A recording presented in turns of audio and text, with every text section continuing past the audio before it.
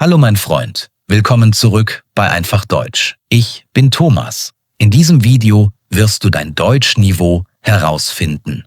A1, A2, B1, B2, C1 oder C2. Du brauchst keinen Test, du brauchst keinen Lehrer, du brauchst nur deine Ohren und ein bisschen Konzentration. Heute erzähle ich dir 6 kleine Geschichten, eine für jedes Niveau. Wenn eine Geschichte leicht ist und die nächste schwierig, perfekt. So findest du dein echtes Niveau. Lass uns anfangen. Viele Deutschlerner fragen sich, was ist mein Level? Sie machen Online-Tests. Aber die Tests sind oft nicht richtig. Die Tests sind zu schwierig oder zu leicht. Das ist frustrierend, ja? Heute machst du es anders. Du wirst echte Geschichten hören. Normale Menschen erzählen über ihr Leben. Und du wirst sehen, diese Geschichte verstehe ich leicht. Oder diese ist schwierig für mich. Das ist ehrlich. Das ist real. Das ist ein echtes Level. Und das ist wichtig, weil du dann weißt, wo stehe ich? Was kann ich schon? Was muss ich noch lernen? Okay, hier ist der Plan für heute. Zuerst erkläre ich dir die 6 Deutschniveaus, kurz und einfach. Dann erzähle ich dir eine Geschichte für jedes Niveau, von A1 bis C2. Nach jeder Geschichte sage ich dir, wenn du das verstanden hast, bist du ungefähr auf diesem Niveau. Am Ende gebe ich dir eine kleine Zusammenfassung. Das ist alles. Einfach, ja? Los geht's. Es gibt 6 Niveaus im Deutschen. Das sind internationale Standardniveaus. Niveau A1, Anfänger. Das ist das erste Niveau. Hier ist Deutsch sehr einfach. Die Sätze sind kurz, die Wörter sind leicht. Du verstehst nur die Basis. Hallo, mein Name ist Ich bin. Niveau A2, elementar. Hier wird es ein bisschen reicher. Die Sätze sind länger. Du verstehst mehr über Routinen, Pläne, alltägliche Dinge. Du stellst Fragen. Du antwortest kurz. Niveau B1, Mittelstufe. Das ist ein großer Sprung. Jetzt verstehst du längere Geschichten. Du verstehst die Hauptidee. Du kannst über deine Erfahrungen sprechen. Es fühlt sich natürlicher an. Niveau B2, obere Mittelstufe. Hier wird Deutsch flüssiger und ausdrucksvoller. Du verstehst Details. Du verstehst Vergleiche und Gefühle. Die Person spricht selbstbewusster. Niveau C1, fortgeschritten. Deutsch klingt jetzt echt natürlich. Du verstehst komplexe Ideen. Du verstehst Emotionen in der Sprache. Du merkst, wie Wörter zusammenpassen. Niveau C2, Experte. Das ist das höchste Niveau. Deutsch klingt mühelos und elegant. Du verstehst subtile Ideen, schwierige Wörter, den Rhythmus der Sprache. Du bist fast wie ein Muttersprachler. Okay? Lass uns jetzt die Geschichten hören. Die Geschichte ist sehr einfach. Kurze Sätze, häufige Wörter. Mein Name ist Anna. Ich bin 26 Jahre alt. Ich lebe mit meinen Eltern. Wir haben einen kleinen Hund. Sein Name ist Max. Ich liebe meinen Hund sehr.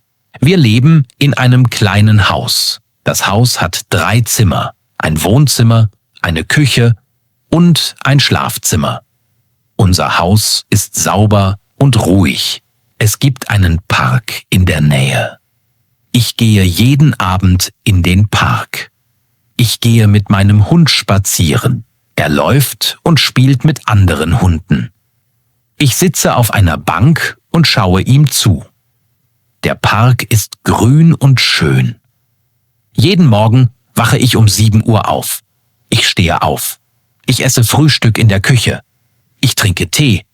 Nach dem Frühstück putze ich meine Zähne. Dann gehe ich zur Arbeit. Ich arbeite in einem kleinen Laden. Der Laden ist in der Nähe von meinem Haus. Ich gehe zu Fuß zur Arbeit. Das dauert 10 Minuten. Im Laden verkaufe ich Essen und Getränke. Ich helfe Kunden. Ich nehme Geld und gebe Wechselgeld zurück. Mein Chef ist nett. Meine Arbeit ist leicht. Um 12 Uhr esse ich Mittagessen. Ich esse Reis oder ein Sandwich. Manchmal trinke ich Kaffee. Um 17 Uhr bin ich mit der Arbeit fertig. Ich gehe nach Hause. Ich bin müde, aber glücklich. Ich koche Abendessen für meine Eltern. Wir essen zusammen. Wir sprechen und lachen. Nach dem Abendessen wasche ich das Geschirr. Am Abend schaue ich Fernsehen. Manchmal höre ich Musik. Manchmal lese ich ein kleines Buch. Um 22 Uhr gehe ich ins Bett. Ich bin müde. Mein Hund schläft neben mir. Vor dem Schlafen denke ich über meinen Tag nach. Ich fühle mich gut. Mein Leben ist einfach. Aber ich bin jeden Tag glücklich. Alles klar. Wenn du diese Geschichte leicht verstanden hast, gratuliere ich dir. Dein Deutsch ist mindestens A1. Du kannst kurze Sätze verstehen. Du kennst alltägliche Themen. Das ist ein sehr guter Anfang. Jetzt wird es ein bisschen schwieriger. Lass uns weitermachen mit A2. Jetzt sind die Sätze länger. Es gibt mehr Details. Es gibt Verben in der Vergangenheit und Zukunft. Mein Name ist Mark. Ich lebe in einer kleinen Wohnung in der Nähe der Stadt. Sie ist nicht groß, aber komfortabel für mich. Es gibt eine kleine Küche, ein Schlafzimmer und ein Wohnzimmer. Aus meinem Fenster kann ich einen Park und einige große Bäume sehen. Am Morgen höre ich oft Vögel singen. Ich arbeite in einem Büro, nicht weit weg von zu Hause. Ich gehe normalerweise zu Fuß zur Arbeit, weil es nur 10 Minuten dauert. Wenn das Wetter schlecht ist, nehme ich den Bus. Ich fange um 8:30 Uhr an und mache um 17 Uhr Feierabend. Ich beantworte Telefonanrufe, schreibe E-Mails und helfe meinem Chef bei kleinen Aufgaben. Meine Kollegen sind freundlich. Wir sprechen oft in der Mittagspause. Mittags gehe ich mit 2 Kollegen in ein kleines Café. Wir sitzen in der Nähe vom Fenster und sprechen über unsere Familien oder unsere Wochenendpläne. Manchmal lachen wir viel, weil einer meiner Kollegen lustige Geschichten erzählt. Nach der Arbeit gehe ich nicht direkt nach Hause. Ich gehe normalerweise für eine Stunde ins Fitnessstudio. Ich mache etwas Sport und höre Musik auf meinem Handy. Wenn ich fertig bin, fühle ich mich müde, aber gut. Sport hilft mir, mich nach einem langen Tag zu entspannen. Um ungefähr 19 Uhr gehe ich nach Hause. Vor dem Abendessen dusche ich und ziehe mich um. Dann koche ich etwas Einfaches. Manchmal esse ich, während ich meine Lieblingssendung schaue. Am Wochenende ist meine Routine anders. Ich treffe meine Freunde im Stadtzentrum. Wir gehen Kaffee trinken, bummeln herum. Und manchmal schauen wir einen Film. Wenn das Wetter schön ist, sitzen wir im Park und sprechen stundenlang. Sehr gut. Wenn diese Geschichte für dich relativ leicht war, ist dein Deutsch A2 oder höher. Du verstehst längere Sätze. Du verstehst zusammenhängende Sätze über echtes Leben, Arbeit und Freizeit. Das ist wirklich gut. Jetzt kommt B1. Das ist ein großer Schritt. Konzentriere dich gut. Jetzt sind die Geschichten länger und detaillierter. Es gibt Reflexionen. Es gibt komplexere Ideen. Mein Name ist Liam und ich arbeite als Computertechniker. Ich repariere Laptops, installiere neue Programme und helfe Menschen, wenn ihre Geräte nicht funktionieren. Ich mache diesen Job seit fast 6 Jahren und er gefällt mir immer noch. Ich liebe meinen Job, weil er eine Mischung aus Logik und Kreativität ist. Jedes Problem ist anders und eine Lösung zu finden, fühlt sich an wie ein Puzzle zu lösen. Ich fange morgens um 8 Uhr an. Wenn ich ankomme, mache ich eine Tasse Kaffee und schaue mir die Liste der Reparaturen für den Tag an. Manchmal sind die Probleme klein. Eine Tastatur funktioniert nicht. Oder das System ist langsam. Aber manchmal sind sie größer und ich muss Stunden damit verbringen, jeden Teil eines Computers zu testen. Das kann frustrierend sein. Aber wenn ich etwas endlich repariert habe, fühle ich mich stolz und zufrieden. Meine Kollegen sind freundlich. Wir helfen uns oft gegenseitig, wenn jemand einen schwierigen Fall hat. Ich denke, Teamarbeit ist einer der wichtigsten Teile bei jedem Job. Man kann viel von Menschen lernen, die anders denken als man selbst. Nach der Arbeit möchte ich meinen Kopf frei bekommen. Ich gehe nicht direkt nach Hause. Stattdessen gehe ich in den Park in der Nähe von meinem Büro. Ich höre Musik oder genieße einfach die Stille. Wenn ich nach Hause komme, koche ich Abendessen und schaue etwas online an. Normalerweise eine Dokumentation oder einen kurzen Film auf Deutsch. Am Abend lerne ich online. Ich mache einen Kurs über neue Computersysteme, weil ich in Zukunft mein eigenes Geschäft eröffnen möchte. Es ist viel Arbeit, aber ich glaube, es lohnt sich. Ich möchte unabhängig sein und Menschen auf meine Art helfen. Am Wochenende entspanne ich normalerweise. Manchmal treffe ich Freunde oder ich gehe in der Natur wandern. Sehr gut. Wenn du diese Geschichte verstanden hast und sie sich natürlich angefühlt hat, gratuliere ich dir. Dein Deutsch ist mindestens B1. Du verstehst längere Geschichten. Du verstehst die Hauptideen und die Gefühle der Person. Das ist wirklich ein großer Fortschritt. Jetzt wird es noch komplexer. Lass uns zu B2 gehen. Die Sprache wird flüssiger und ausdrucksvoller. Es gibt mehr Vergleiche, mehr Emotionen, mehr Details.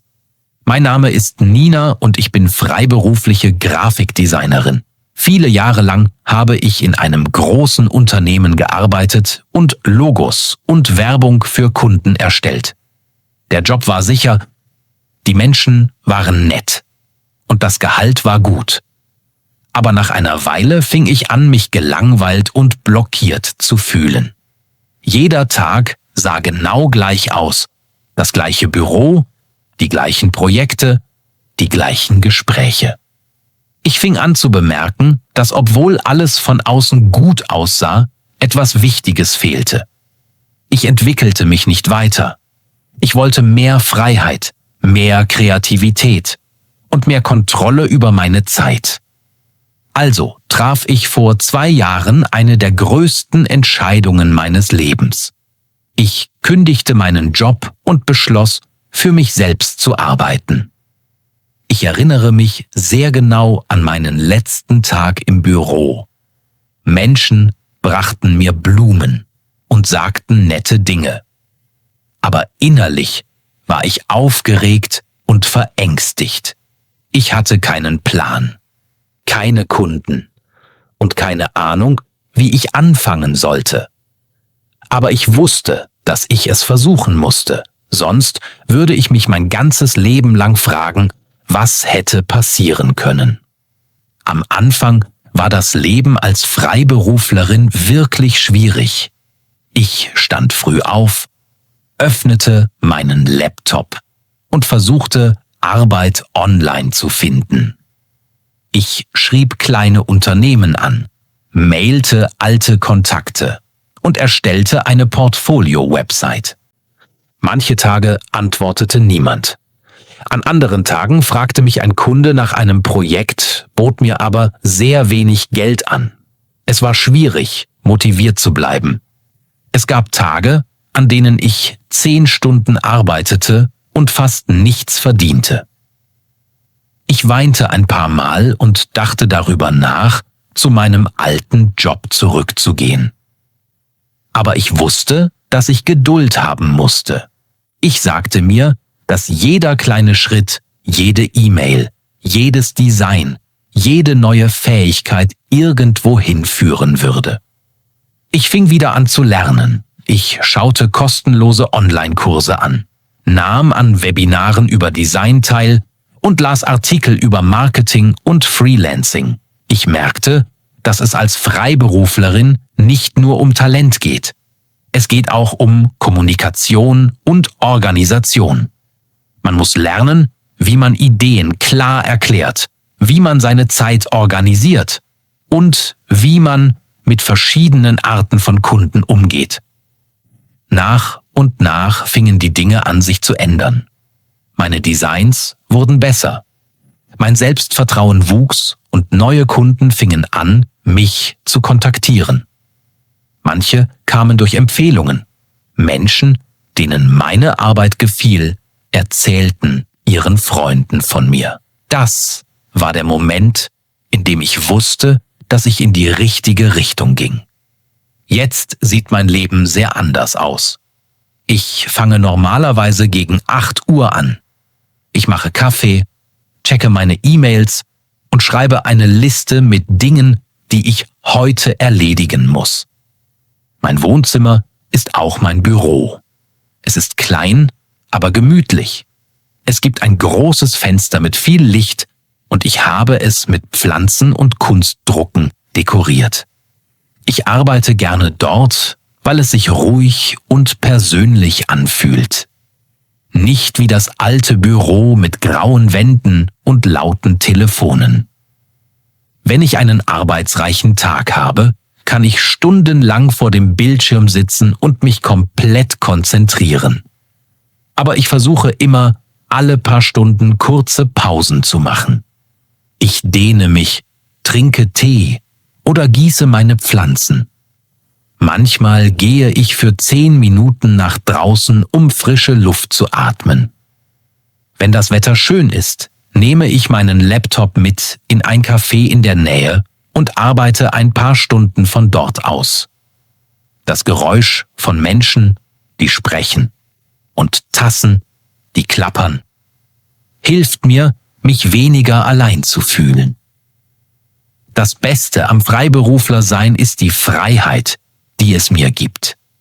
Ich kann wählen, welche Projekte ich machen möchte und wie ich sie machen möchte. Wenn ich ein paar Tage Pause nehmen möchte, kann ich das. Wenn ich nachts arbeiten möchte, hält mich niemand auf. Diese Flexibilität hatte ich vorher nie. Und sie macht einen großen Unterschied darin, wie ich meine Arbeit empfinde. Aber natürlich ist es nicht immer leicht. Es gibt Herausforderungen, die Menschen nicht sehen. Allein zu arbeiten bedeutet, dass niemand da ist, um mir Feedback zu geben oder mir zu sagen, dass ich gute Arbeit leiste. Manchmal vermisse ich Kollegen zum Lachen oder jemanden, den ich schnell um Rat fragen kann. Und das Geld ist nicht immer stabil. Ein Monat kann großartig sein, voller Projekte und guter Bezahlung. Und der nächste kann sehr ruhig sein. Aber ich habe gelernt, vorausschauend zu planen. Wenn ich mehr verdiene, spare ich einen Teil für ruhigere Monate. Die freiberufliche Arbeit hat mich gelehrt, verantwortungsvoll zu sein und langfristig zu denken. Ich habe auch gelernt, mit Kunden umzugehen und es nicht persönlich zu nehmen, wenn jemandem mein Design nicht gefällt. Jetzt verstehe ich, dass jeder Mensch Dinge anders sieht. Gute Kommunikation ist alles. Wenn du aufmerksam zuhörst und die richtigen Fragen stellst, kannst du normalerweise einen Weg finden, alle glücklich zu machen. Ausgezeichnet. Wenn du diese Geschichte gut verstanden hast, gratuliere ich dir sehr. Dein Deutsch ist auf der oberen Mittelstufe oder höher. Du verstehst Details, Vergleiche und Gefühle in der Sprache. Du kannst dem natürlichen Fluss folgen. Das ist sehr beeindruckend. Jetzt kommt C1. Das ist echtes fortgeschrittenen Deutsch. Konzentriere dich gut. Jetzt ist Deutsch wirklich natürlich und ausdrucksvoll. Es gibt tiefe Gedanken, längere Sätze, komplexe Gefühle. Mein Name ist David und ich arbeite als Projektmanager für ein Technologieunternehmen. Ich bin fast 10 Jahre in diesem Bereich tätig und habe dabei etwas Interessantes bemerkt. Menschen zu führen ist oft komplexer als Projekte zu verwalten. Projekte haben Zeitpläne, Budgets und messbare Ergebnisse. Menschen hingegen haben Emotionen, Ideen und völlig unterschiedliche Wege, die gleiche Situation zu betrachten. Das Gleichgewicht zwischen beiden zu halten, ist das, was meinen Job so faszinierend und manchmal so herausfordernd macht. Ein typischer Tag für mich beginnt früh. Ich mag es, vor allen anderen anzukommen, während das Büro noch ruhig ist. Diese erste Stunde setzt den Ton für den Rest des Tages. Ich mache Kaffee, öffne meinen Laptop und überprüfe die Liste der laufenden Projekte. Ich lese Nachrichten von Kunden, gehe Updates vom Team durch und versuche vorauszusehen, wo potenzielle Probleme auftauchen könnten. Das ist meine Zeit zum Denken, Planen und Vorbereiten, bevor die Energie des Tages beginnt. Wenn das Team ankommt, ändert sich die Atmosphäre im Büro. Es gibt Bewegung, Gespräche und ein Gefühl von Zielstrebigkeit. Jedes Projekt ist anders. Manchmal entwickeln wir eine neue App. Manchmal verbessern wir ein bestehendes System. Jede Aufgabe erfordert Koordination zwischen Entwicklern, Designern und Kunden.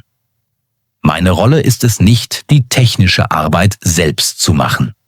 Meine Rolle ist es, sicherzustellen, dass jeder alles hat, was er braucht, um sein Bestes zu geben. Ich verbinde Menschen, beseitige Hindernisse und halte alle auf dem gleichen Stand. In gewisser Weise ist mein Job, eine Brücke zu sein. Eine Brücke, die verschiedene Teile des Prozesses verbindet, damit die Kommunikation reibungslos verläuft. Wenn jemand im Team sich verloren oder gestresst fühlt, ist mein erster Instinkt zuzuhören, nicht Befehle zu erteilen. Es hat Jahre gedauert zu lernen, dass Führung nicht bedeutet, alle Antworten zu haben. Es bedeutet, eine Umgebung zu schaffen, in der sich Menschen sicher fühlen, Fragen zu stellen und Ideen zu teilen.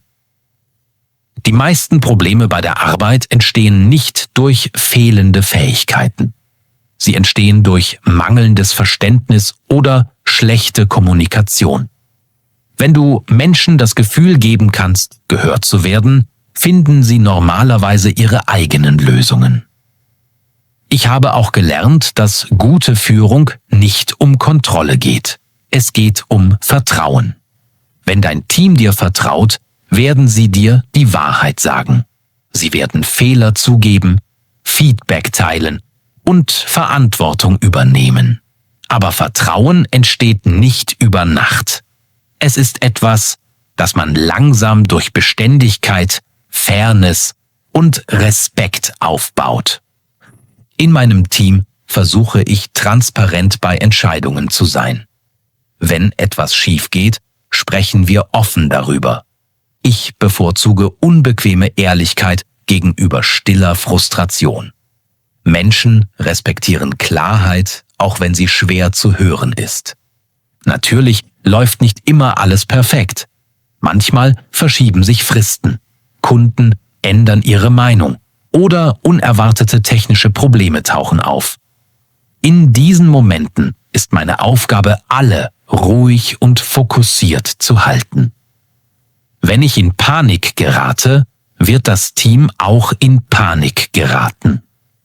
Ich versuche ruhig zu bleiben und alle daran zu erinnern, dass Fehler Teil des Prozesses sind. Keine Zeichen von Versagen.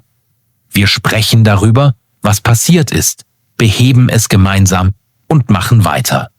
Menschen zu beschuldigen hilft nicht. Lernen schon.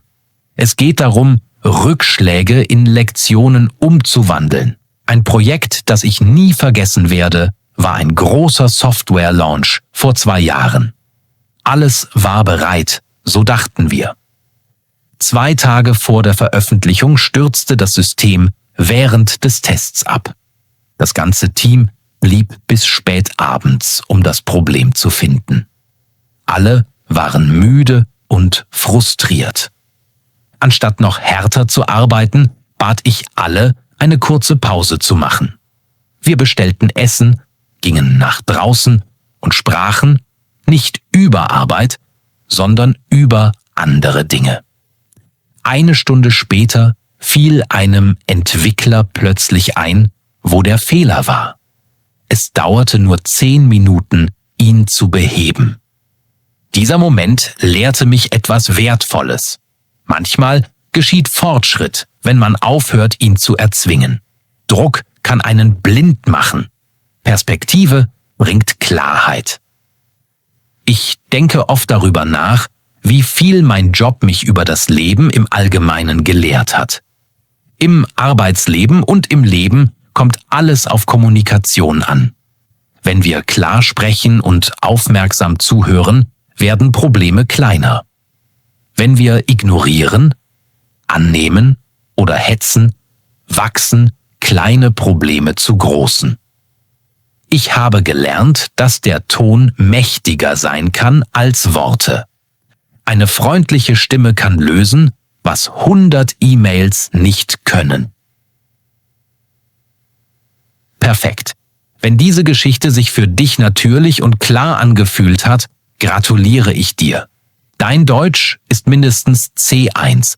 Du kannst komplexe Argumente verstehen und emotionalen Ausdrücken mit Leichtigkeit folgen. Das ist wirklich bemerkenswert. Jetzt kommt die höchste Stufe, C2.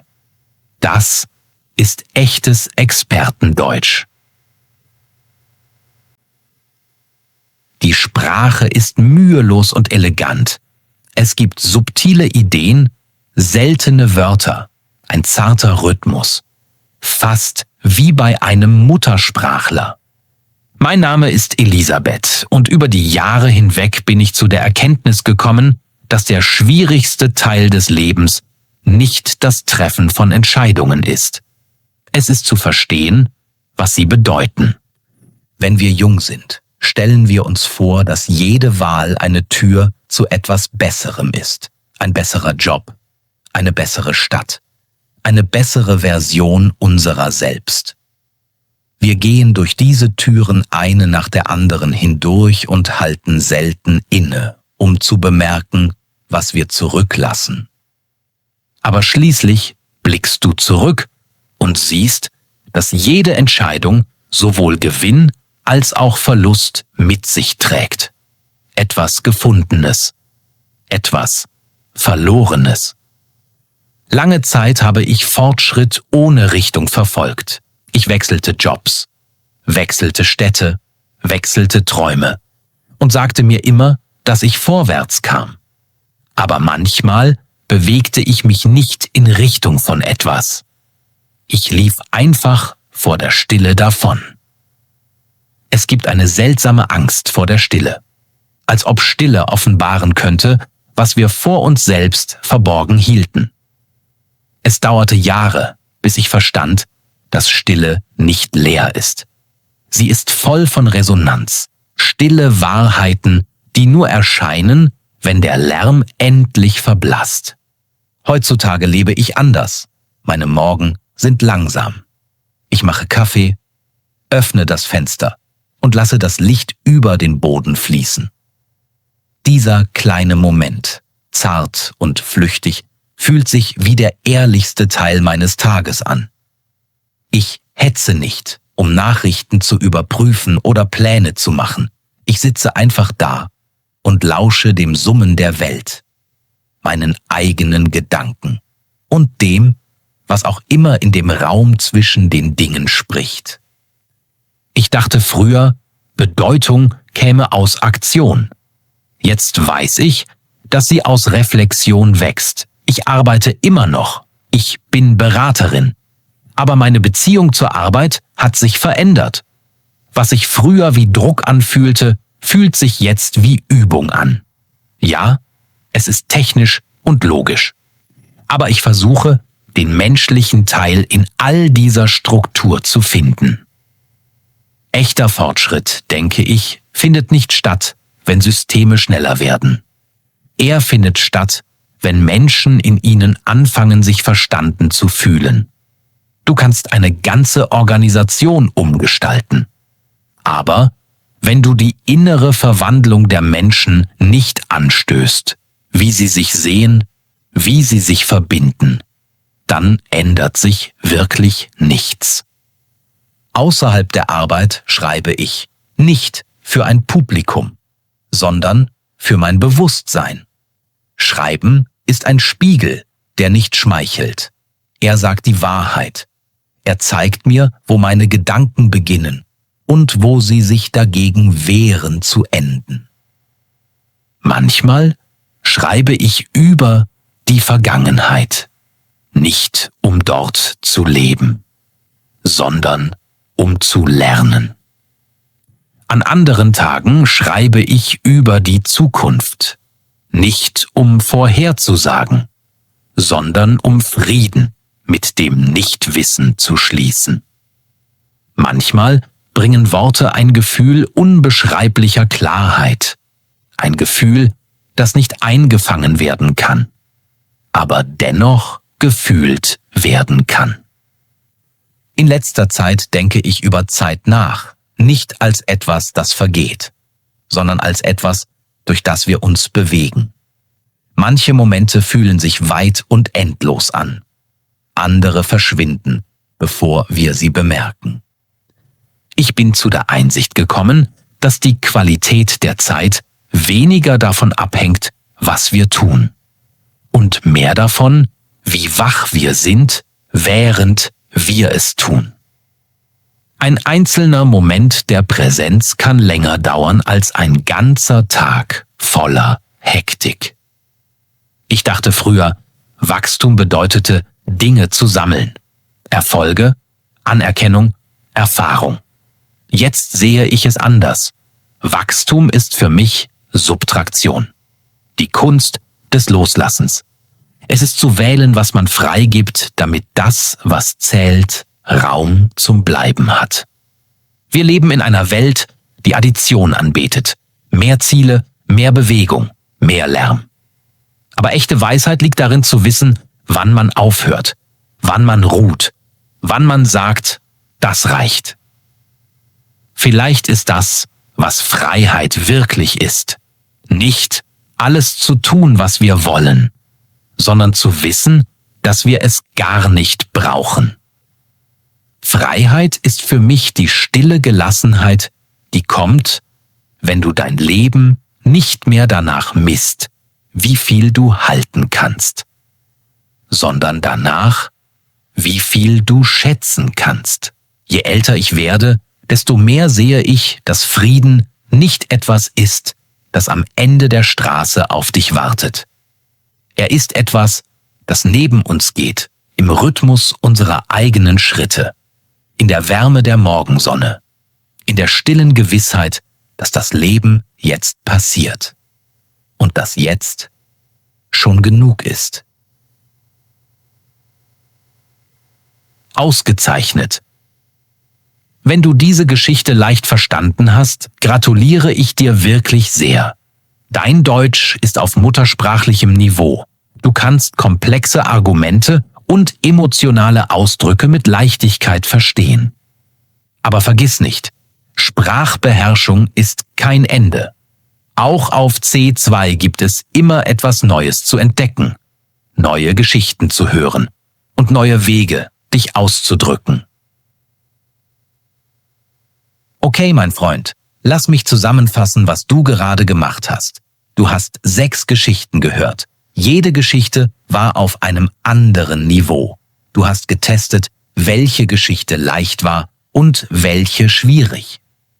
Wenn die erste und zweite Geschichte leicht waren und die dritte schwierig, du bist wahrscheinlich auf A2-Niveau.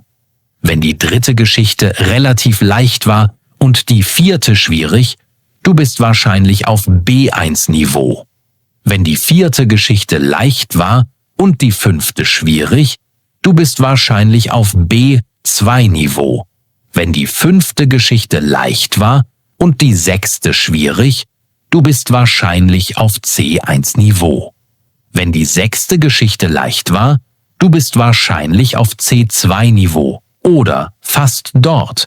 Das ist ein echtes Deutschniveau, nicht basierend auf einem Test, basierend auf echten Geschichten, die du verstanden hast. Das ist ehrlich. Das ist real. Und jetzt möchte ich dir noch etwas sehr Wichtiges sagen.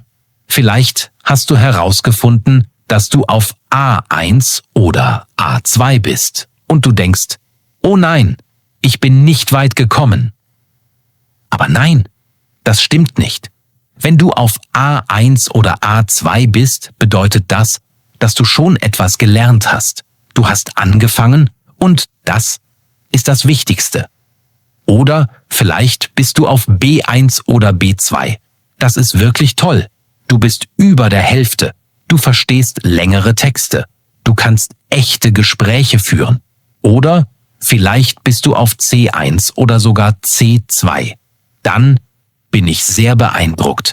Dein Deutsch ist wirklich auf einem hohen Niveau. Aber hör mir zu.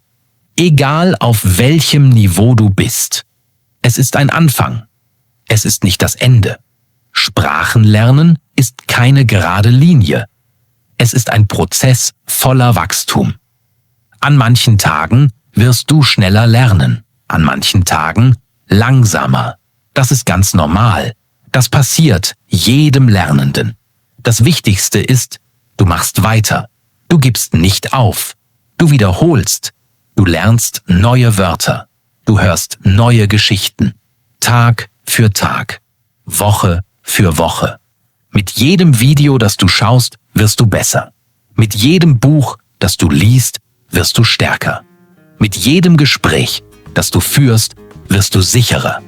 Das verspreche ich dir. Danke, danke, danke, dass du dieses Video mit mir gemacht hast. Das bedeutet mir sehr viel. Jetzt habe ich eine Frage für dich. Auf welchem Niveau bist du? A1, A2, B1, B2, C1 oder C2? Schreib es mir in die Kommentare. Ich möchte deine Antwort hören. Ich bin Thomas von Einfach Deutsch. Nächste Woche kommt ein neues Video. Es wird interessant und hilfreich sein. Komm zurück und schau zu. Und vergiss nicht, bleib neugierig, bleib stark und lerne jeden Tag ein kleines bisschen Deutsch. Du schaffst das. Wirklich. Bis zum nächsten Mal. Auf Wiedersehen, mein Freund.